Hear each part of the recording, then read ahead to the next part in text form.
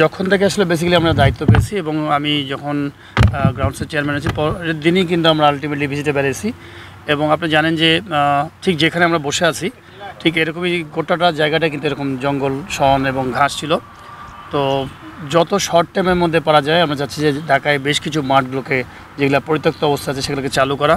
বিশেষ করে পূর্বাঞ্চলের এই জায়গাটাতে আমার মনে হয় যে বিউটিফুল একটা জায়গা, এত সুন্দর ভিউ, এত সুন্দর যে জায়গা আমি শুনেছি যে অনেক দিন ধরে নাকি পড়ে আছে। তো দেখে খুব মায়া লাগছে এবং আমার কাছে মনে হয় যে যত শর্টলি পারা যায় আমরা মাঠের অলরেডি কাজ শুরু করে দিয়েছি। আপনি দেখতে পারবেন যে দুটো মাঠ এখানে একটা বক্স করে 10টা পিচ হবে এবং সাথে আউটফিল্ডের কাজ হচ্ছে, ওই পারেও বক্সে 10টা উইকেট হবে এবং সাথে আউটফিল্ডের কাজ হবে। এই দুটা মাঠ এবং পাশে আরেকটা মাঠ আছে, 3টা মাঠ এবং এই 3টা মাঠকে যত তাড়াতাড়ি পারি 3 মাস বা 4 মাসের মধ্যে আমরা প্ল্যান করেছি যে স্লপ করে যত তাড়াতাড়ি খেলার উপযুক্ত করা যায়। তো বেসিক্যালি প্রাথমিক অবস্থায় কাজ চলছে যে ঘাসগুলো উঠানো নেড়ানো এবং পরবর্তী যে কাজগুলো আছে অফিসিয়াল যে আমি বলবো যে প্রসেসিং যেটা আছে বেশ কিছু বালি ফেলা লাগবে, স্লপ করা লাগবে, সেগুলো চলমান। আমরা চাচ্ছি যে দেখেন আমাদের নিজেদের কাছে খুব অ্যাজ এ প্লেয়ার আমার কাছে মনে হয় যে আমার পাশে শাহরিয়ার নাফিজ আছেন, আমাদের কাছে যখন আমরা প্রথম আরও মনে হয় অলমোস্ট 20-25 দিন আগে আসছি, মাসখানেক আগে আসছি, যখন এই মাঠগুলো ভিজিট করার পরে আমাদের কাছে নিজেদের কাছে এত খারাপ লাগছে, এত সুন্দর জায়গা, এত ভিউ সুন্দর এবং এই মাঠটা নাকি প্রায় 7-8 বছর ধরে 5 বছর ধরে এভাবে পড়ে আছে। তো এসেই আমরা দুজন প্ল্যান করছি আগে খেলার ব্যবস্থা করবো, আগে এই মাঠ দুটোতে এই পুরো পূর্বাঞ্চলে যে কটা মাঠের ব্যবস্থা করা যায় এখানে 2টা প্লাস আরেকটা 3টা মাঠে আমরা খেলার ব্যবস্থা শুরু করবো এবং যত শীঘ্রই পারা যায় এটা করবো। বাদবাকি যে ভবিষ্যৎ যে প্ল্যান আছে মানে আপনার গ্যালারি হবে, ফ্যাসিলিটিগুলো হবে, সেগুলো তো হবেই, বাট প্রাথমিক যে পরিকল্পনা আছে এই মাঠে আমাদের হচ্ছে যে ঢাকা শহরে প্রচুর স্বল্পতা আছে মাঠের। আপনারা জানেন আমাদের লিগগুলোতে বাইরের মাঠগুলো হায়ার করে নিয়ে খেলতে হয়, লিগগুলোকে আমরা সময় মতো দিতে পারি না অনেক মাঠগুলো। তো এইখানে যদি 3টা মাঠ যদি আমি রেডি করতে পারি, প্লাস আপনি ফতুল্লায় ইনার এবং আউটারটা আমাদের খুব শীঘ্রই আমরা চালু করার প্ল্যান আছে। অলমোস্ট 70% কাজ ডান, আগের সময় কাজ করে গেছেন।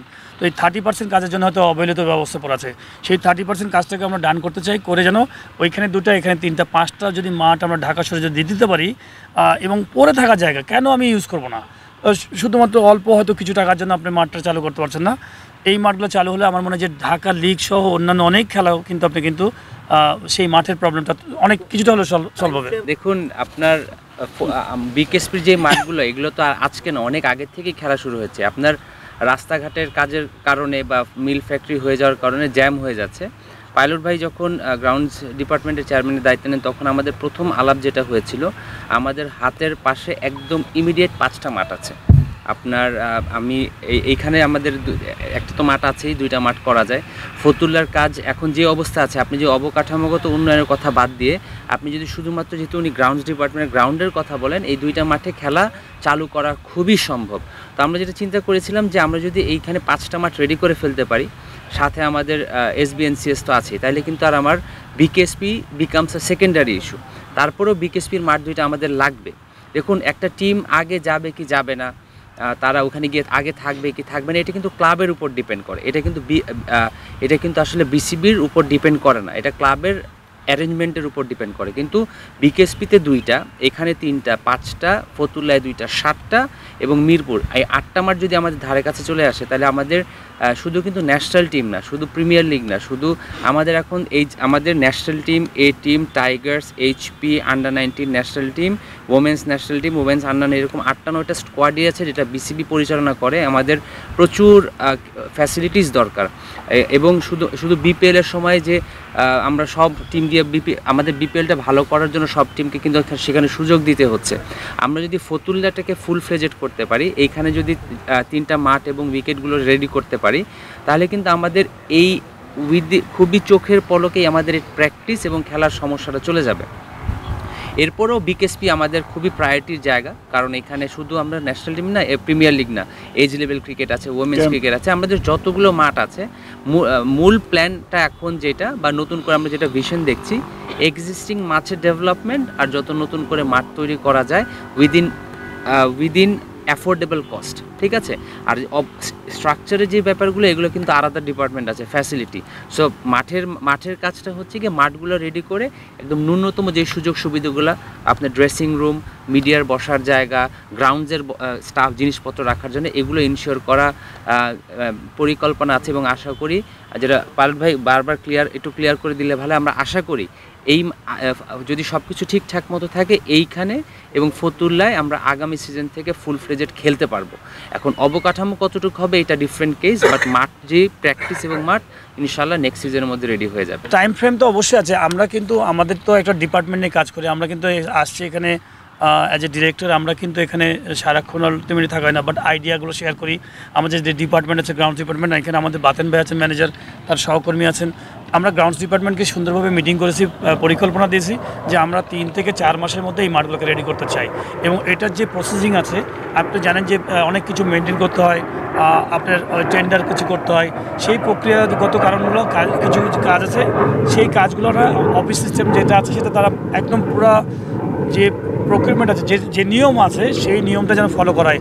আগে কি ঘটনা ঘটেছে, 10 টাকা জিনিসকে 20 টাকা করেছে, আমরা ওইখানে যেতে চাই না।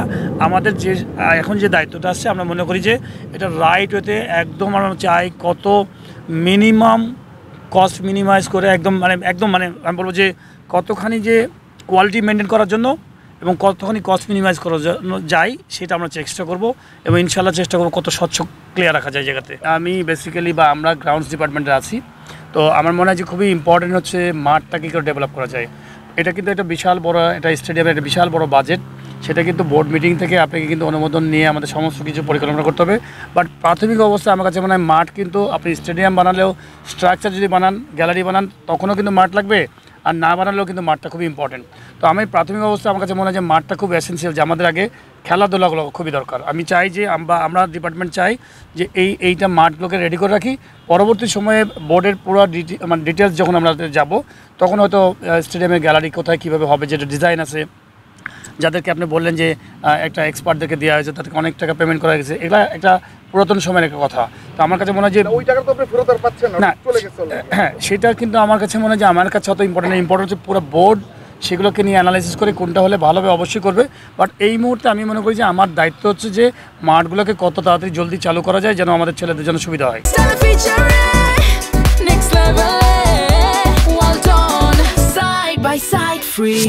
না, আমি এখন পর্যন্ত এটা শুনি নাই, এটা নিয়ে আমি বলতে পারবো না। আমার কাছে এই ধরনের কোনো চিঠি আসে নাই। ছোটো ভাইকে একটা কথা বলবো, আমরা কি কখনো ভেবেছিলাম যে ওয়ার্ল্ড কাপ খেলবো? কখনো কি ভেবেছিলাম যে টেস্ট খেলবো? টেস্ট কথা আমার কাছে মনে হয় তো ছোটো ছোটো স্বপ্ন থেকে কিন্তু অনেক বড় স্বপ্ন হয়। তো আমি মনে করি যে আমরা যদি মাঠ শুরু করতে পারি খেলাধুলা, এখানে একটা সময় মানুষই বলবে যে এখানে একটা গ্যালারি হওয়া উচিত, স্টেডিয়াম হওয়া উচিত, ডিমান্ড করবে। এবং আমার মনে হয় যে সেই পরিকল্পনা কিন্তু ক্রিকেট বোর্ডে ছিল আগে, এবং আমার মনে হয় এখনও সেই পরিকল্পনা আছে। এবং ইনশাল্লাহ আমরা এটা চেষ্টা করবো যে আগে প্রথমে হচ্ছে মাঠ করতে হবে, পরবর্তীতে মাঠের সাথে ওই বাদবাকি যে ফ্যাসিলিটিস আছে, আমরা এই মুহূর্তে আমাদের প্ল্যান আছে যে এখানে এই মাঠগুলো 3টা চালু করা, সাথে প্রচুর ফ্যাসিলিটিস, মানে উইকেট আমরা যেটা আলাপ করেছি দুজন, আমার শ্রদ্ধেয় ছোটো ভাই, মানে আমি কি বলবো যে শাহরিয়ার নাফিস খুবই ভালো ক্রিকেট নিয়ে গবেষণা করেন, অনেক দিন ধরে ক্রিকেট বোর্ড আছেন।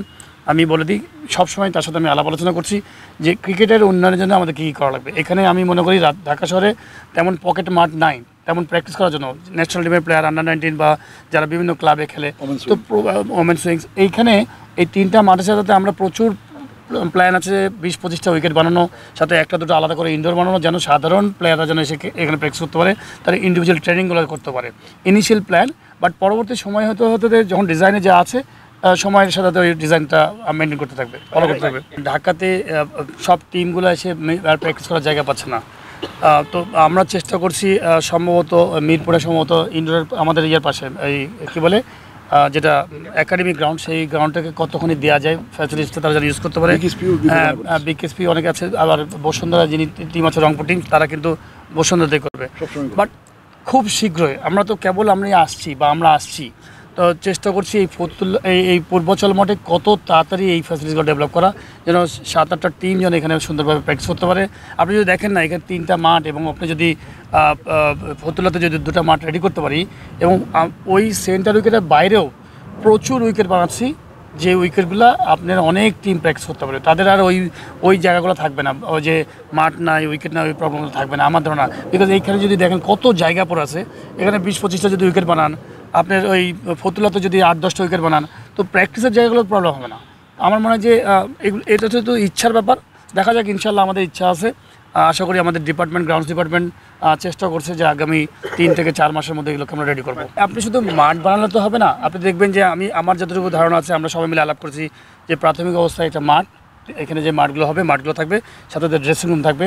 আপনি যদি দেখেন যে দেশের বাইরে বিভিন্ন দেশে, নিউজিল্যান্ড বলেন, অস্ট্রেলিয়াতে বলেন, মাঠের পাশে সুন্দর ড্রেসিং রুম থাকে, মানে সুন্দর, মানে আমাদের এখানে খেলার লোকাল ডোমেস্টিক হবে। এই মুহূর্তে তো আপনার ধরেন আপনার ইন্টারন্যাশনাল ম্যাচ হচ্ছে না, তো সেই ক্ষেত্রে আমাদের ডোমেস্টিক ম্যাচের মধ্যে যে এনভায়রনমেন্টটা দরকার, বিকেএসপি 3-4 যেমন আপনি যায়, তো সেই রকম একটা এনভায়রনমেন্ট তৈরি করে ফেলা যেন সাথে খুব রেগুলার যেন খেলা হয়।